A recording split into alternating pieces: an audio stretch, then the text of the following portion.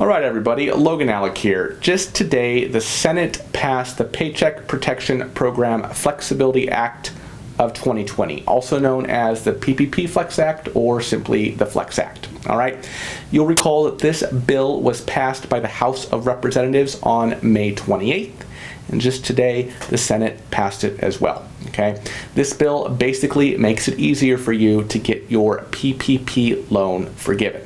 All right, I'm going to get into all the details. But first, I want to remind everybody that just because the House has passed a bill and just because the Senate has passed a bill does not mean that it is yet United States law. It does not become law until the president signs it. So until Donald Trump signs this bill, it is not law. However, I do expect that he will sign this bill because he has expressed an interest previously in accomplishing certain things that have been proposed in this bill. All right.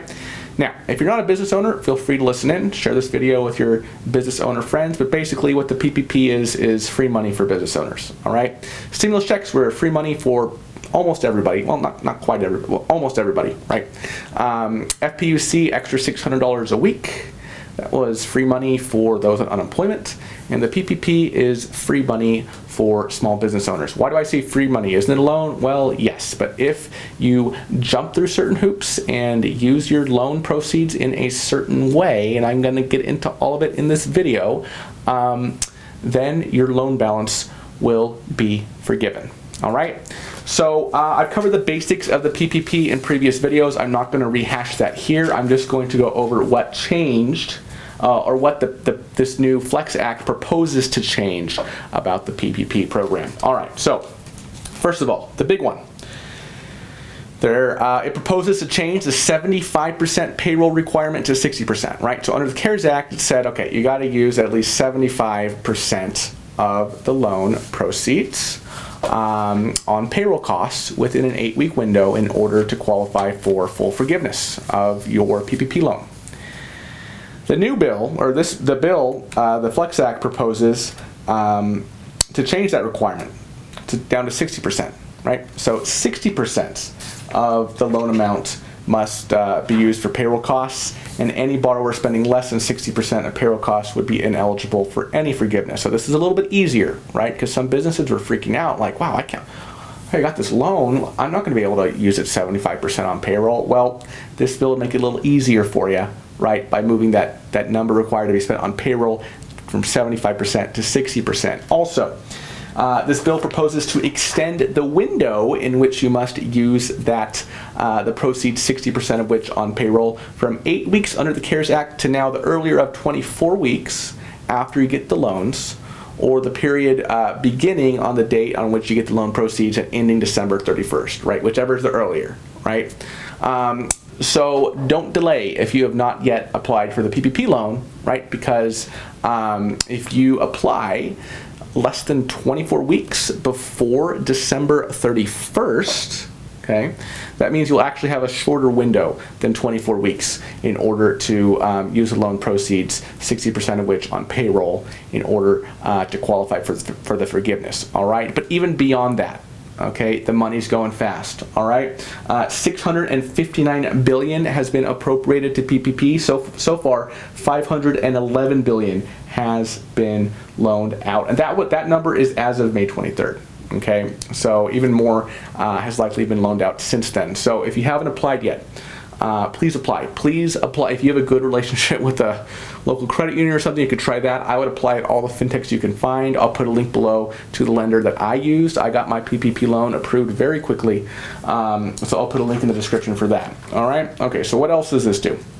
It changes the loan term from 2 years to 5 years, but this, according to the bill, this would only be for loans made on or after the date the bill is enacted. That is the date that the president signs the bill, making it federal law. All right. However, don't feel like you're left out if you got a loan before the date that this is enacted, if it's enacted, because it's possible that your lender would be willing to change the terms of your loan from 2 years to 5 years just to make it an even playing field for everybody. Okay.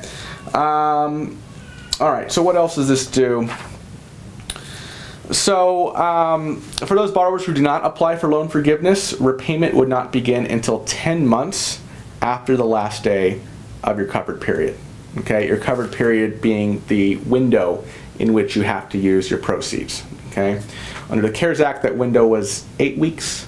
Right now, if this passes and you already got your loan with an 8-week window, you can, elect to change that to the 24 weeks under this bill, or if you get a loan on or after this bill, it'd be the earlier 24 weeks and the December 31st, right? Also, under the CARES Act, employers are permitted to defer payment of the employer portion of Social Security taxes, but this option was not available if you got a PPP loan. Okay, so what this bill proposes is that borrowers who have PPP loans would be permitted to delay payment of the employer portion of the Social Security taxes for their employees for all payroll paid beginning March 27th through December 31st, 2020. Okay, 50% of the deferred payroll tax will be due on December 31st, 2021, remaining 50% on December 31st, 2022. Okay, what else does this do? Well, it expands the exemptions regarding forgiveness eligibility for employees who are unable to rehire individuals who were employed as of February 15th or were unable to return to the same level of business activity as they are operating at prior to February 15th due to government requirements or guidance related to sanitation standards or social distancing or other requirements related to COVID-19. So you have a business, right? And, it's like, oh, shoot, I'm not going to be able to hire that many employees back because, the government is saying I can't, or because of social distancing, or for, another COVID-19 related issue. Crap, I'm not going to be able to qualify for forgiveness for the PPP. What this bill proposed is that there would be a series of exceptions if that describes your business situation. All right. One thing that this bill does not propose to do, okay, it does not propose to make expenses paid out of PPP loan proceeds deductible, right? IRS came out and said, hey, if you get the PPP, right, and then you pay all these expenses with it, and the PPP is forgiven, you can't get a tax deduction for those expenses you paid out of your forgiven proceeds. Okay, I didn't really see the big deal about that. Like, that kind of made sense to me.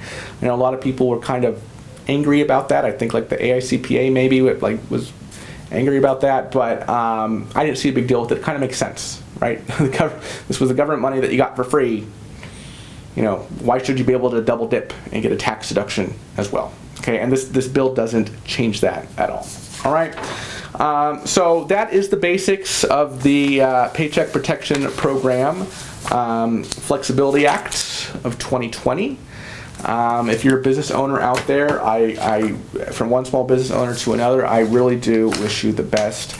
And I hope that you and your employees and your business will just be able to thrive. I hope you get all the government assistance that you are entitled to. And I hope that this video was helpful for you. All right. Have a great Wednesday evening, everybody, and I will see you tomorrow.